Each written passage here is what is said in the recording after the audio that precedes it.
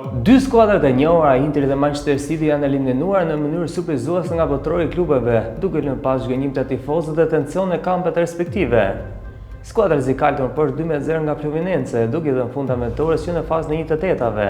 Pas një paraqitje të zbedhë dhe pa ide në sulm, Interi nuk arriti të shfaqë versionin e ekipit dominues në vitet e fundit në Itali. Eliminimi shoqërohet edhe me tensione të brendshme, ku kapiteni Lautaro Martinez kritikoi publikisht disa shokë të skuadrës për mungesë përkushtimi, mes tyre veçanërisht Hakan Çalhanoğlu, i cili ka refuzuar të bashkohet me ekipin e SBA. Eliminimi i Manchester City ishte edhe më dramatik. Skuadra Pep Guardiola u poshtë 4-3 pas kohës shtesë nga Al Hilal, pas një ndeshje spektakolare të mbushur me gole dhe emocione. Pavarësisht se City barazoi disa herë rezultatin, goli i Marcos Leonardos në minutën e 112 i dha fitoren skuadrës saudite, që tashmë do të përballet me Fluminense në çerkfinale. Guardiola pas ndeshjes pranoi zhgënjimin, por theksoi se ekipi i tij tregoi gjëra pozitive dhe se kjo eksperiencë do t'i ndihmojë të rikthehet më të fortë në sezonin e ardhshëm.